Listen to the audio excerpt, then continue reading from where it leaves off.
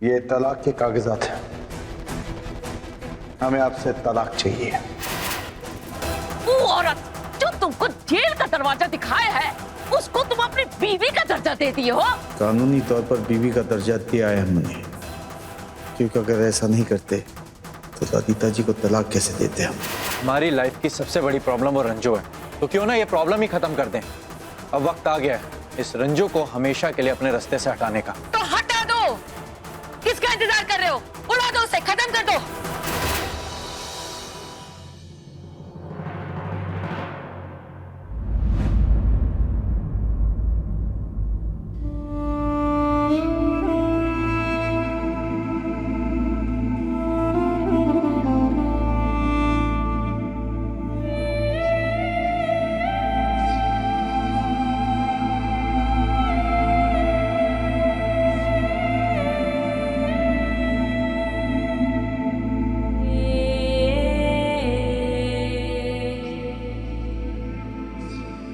रंजू,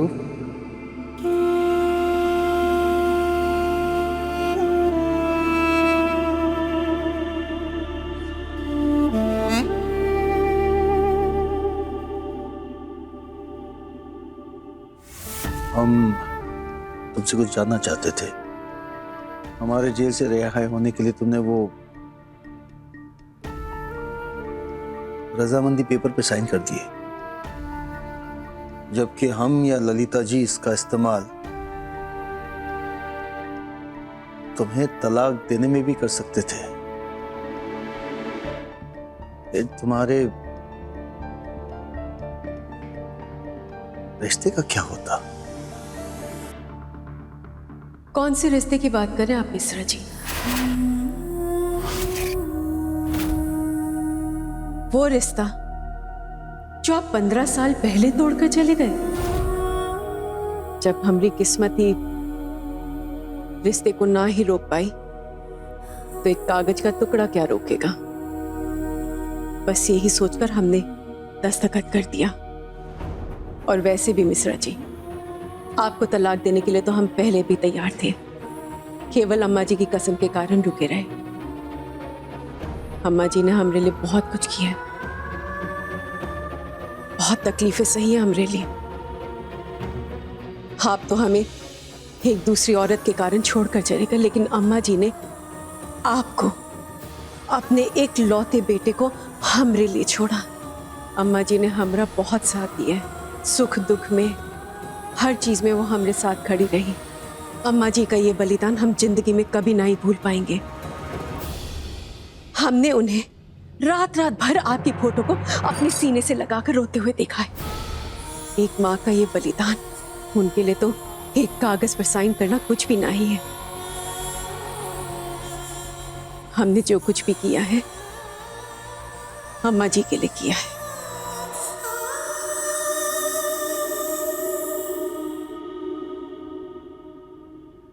बहुरिया, हमरा पानी रख देना, हम सो रहे हैं।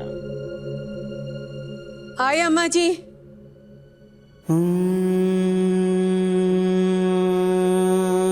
मैं आज भी ऐसे लगता है कि तुम्हें समझने में तुमसे कोई भूल हो गई है। हम मानते हैं कि तुम एक खुशहाल पत्नी नहीं बन सकी, लेकिन तुमसे बेहतर बहू शायद ही कोई बन पाए।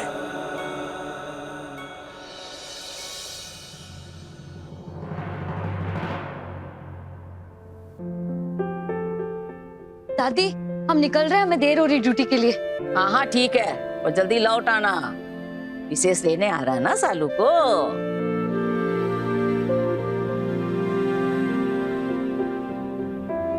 माँ, हम जा रहे हैं। अब बुलबुल रुको, हमें बाजार तक छोड़ दो, थोड़ा काम है। अरे बहुरिया, घर में भी तो कितना काम पड़ा है, तुम सिलाई सेंटर तो नहीं जा रही हो? अम्मा जी, सेंटर में थोड़ा काम है, बाजार से कुछ सामान लेके वहाँ पे पहुँचाने। हम जल्दी घर आ जाएंगे, आके सालू की पग फेरा की रस्म भी पूरी कर देंगे। चल ठीक है, चलिए माँ। जल्दी।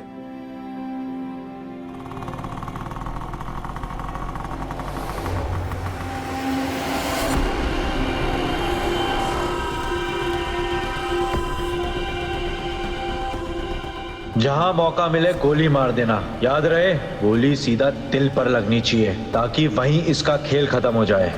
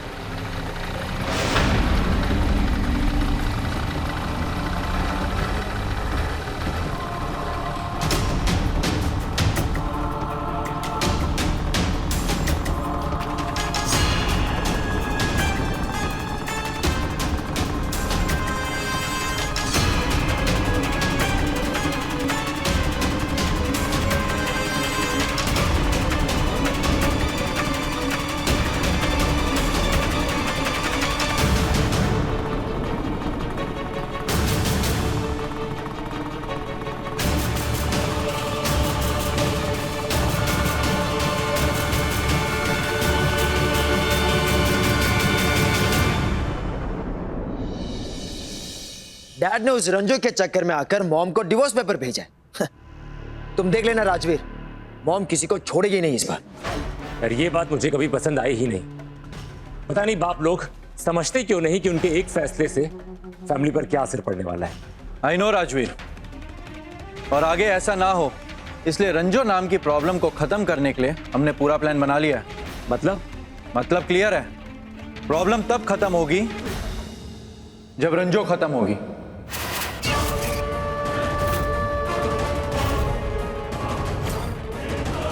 और थोड़ी देर में हमें खुशखबरी मिलने वाली है दोस्त। थोड़ी देर में मतलब क्या इंतजाम किया? हमने रंजो को रास्ते से हटाने के लिए उसके पीछे कॉन्ट्रैक्ट किलर भेज दिया जो अपना काम आज ही कर लेगा।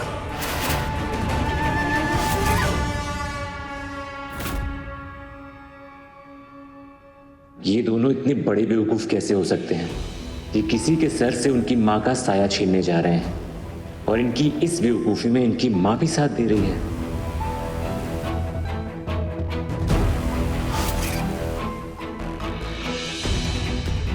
तो काम खत्म होने के बाद पार्टी कहाँ करेंगे? यही हमारे घर, और कहाँ? ठीक है फिर जाते हैं हम अभी। तुम्हारे फोन का इंतजार करेंगे गुड न्यूज सुनने के लिए।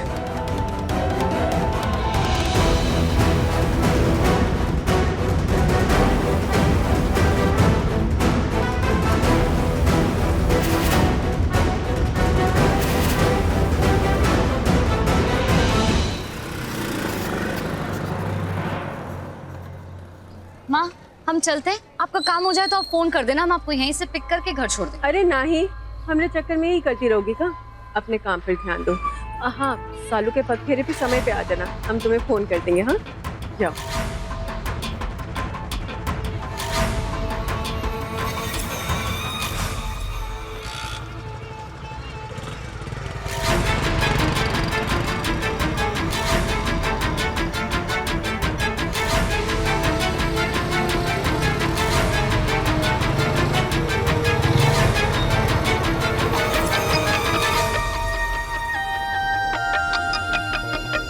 राजवीर का फोन, ये कौन सा नया ड्रामा करने वाला है?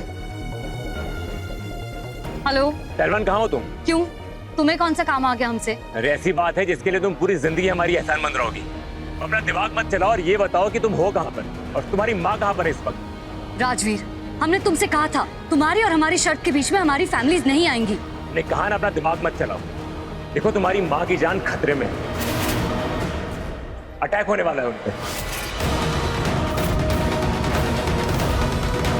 बकवास बंद करो, ये बच्चों वाले खेल खेलना बंद करो, ठीक है? हमारी माँ बिल्कुल ठीक ठाक है और हमने अभी अभी उन्हें छोड़ा है। अरे यार मैं क्या करूँ उस लड़की का? अच्छा सुनो, तुमने कहाँ छोड़ा है उन्हें? छाता चौक के पास, और वो वहाँ से अपने सिलाई सेंटर जा रही है और तुम उन्हें परेशान करने के बारे में सोचना भी मत। पहलवान देखो, मैं तुम्हारी नजर में लाख बुरा हूँ, तुम भी जानती हो कि मैं माँ को लेकर के झूठ नहीं बोलूंगा। चाहे वो किसी की भी माँ। मेरी बात ध्यान से सुनो, उनकी जान खतरे में है, बचा लो उन्हें। पता नहीं मेरी बात मानेगी कि नहीं, मुझे वहां खुद ही पहुंचना पड़ेगा। ये राजवीर शुक्ला कुछ भी कर सकता है, लेकिन माँ के नाम पे खेल नहीं खेल सकता।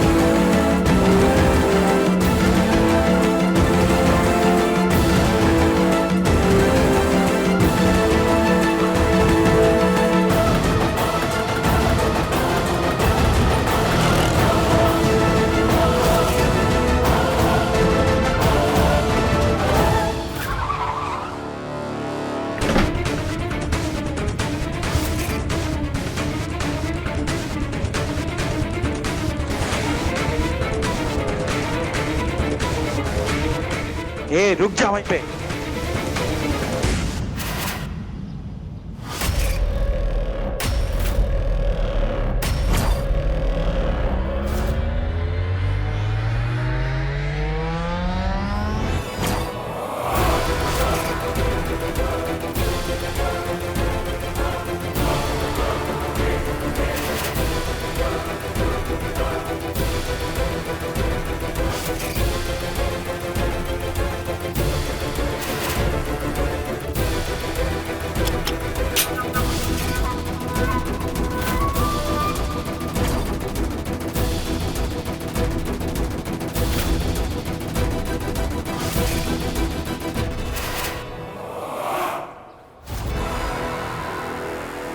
माँ!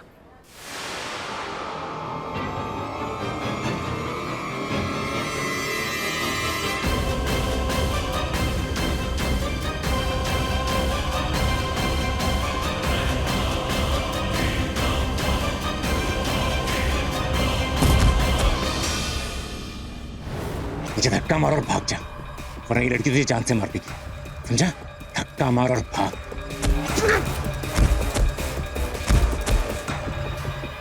रुक! पहलवान, तुम रंजू जी को देखो, मैं इसको पकड़ता हूँ। हाँ?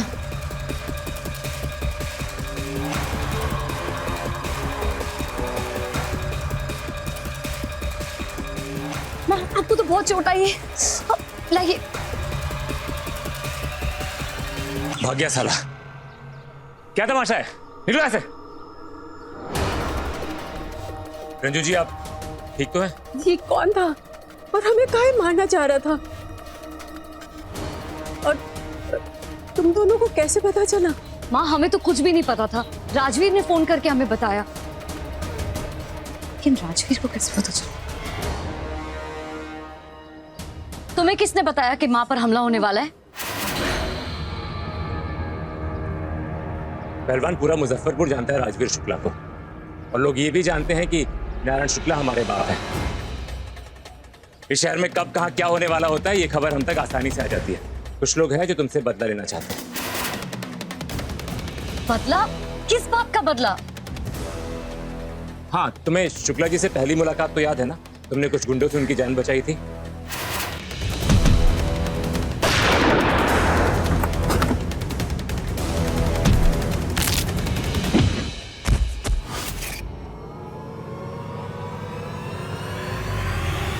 ये उन्हीं का आदमी था। ये लोग तुम्हारी माँ पर अटैक करके तुमको सबक सिखाना चाहते हैं। वो तो हम हर तरीके के लोगों को अपनी मंडली में रखते हैं, इसलिए सही समय पे खबर मिल गई। अगर वो हमसे बदला लेना चाहता था तो वो हमें मारता, हमारी माँ पर हमला क्यों किया? क्योंकि वो जानते हैं कि तुम्हें मौत का खौफ नहीं। एक लड़की जो किसी अनजान की जान बचाने के लिए अपनी जान जोखिम में डालती है, वो भला मौत से क्या डरेगी? वो तुम्हें तकलीफ देना चाहते हैं, शायद इसीलिए उन्होंने। खैर, मुझे लगा कि तुम मेरी बात पे विश्वास नहीं करोगी, इसलिए तुम्हें वार्न करने के बाद मैं खुद यहाँ चला आया। आज तुमने जो हमरे लिए किया है ना, वो हम जिंदगी में कभी नहीं भूलेंगे बेटा।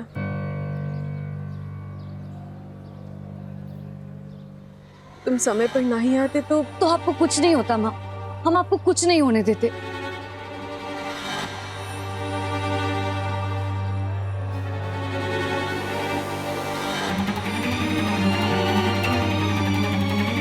आपका बहुत खून बह रहा है, चलिए डॉक्टर के पास पट्टी करवा लेते।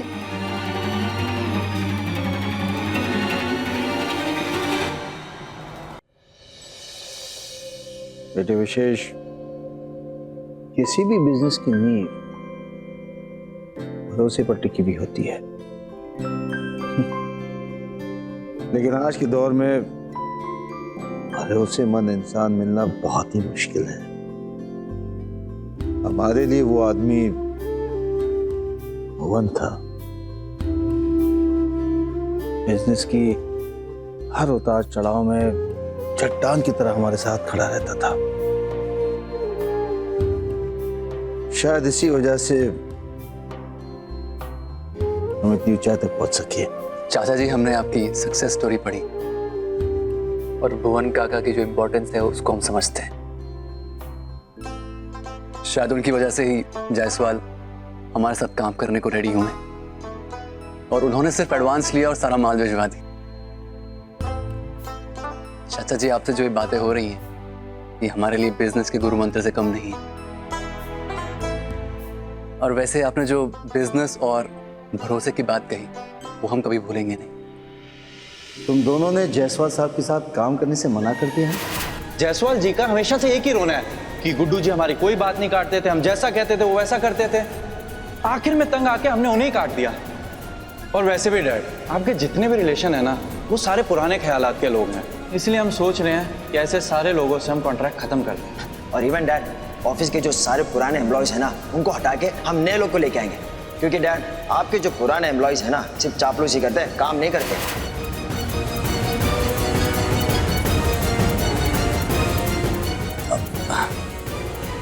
माफ कीजिए चाचा जी, शायद हमें जायसवाल का जिक्र नहीं करना चाहिए था। अरे नहीं बेटा, वो ऐसी बात नहीं थी। हमें तो पूरा भरोसा है कि तुम और शालू एक दूसरे का हाथ मजबूती से थामकर इस सफर तय करोगे। और बिजनेस में ही नहीं, अपनी निजी जिंदगी में भी।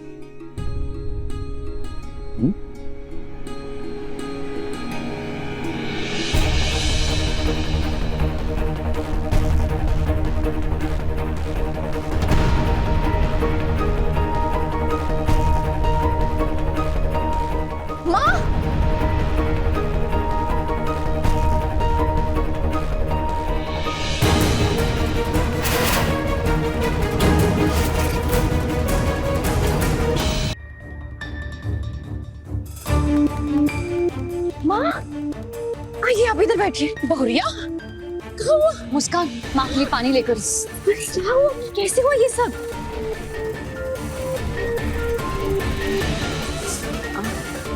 वो कैसे हुआ ये सब? दीदी, माँ पे बाजार में हमला हुआ है। जान जाते जाते बची है माँ की।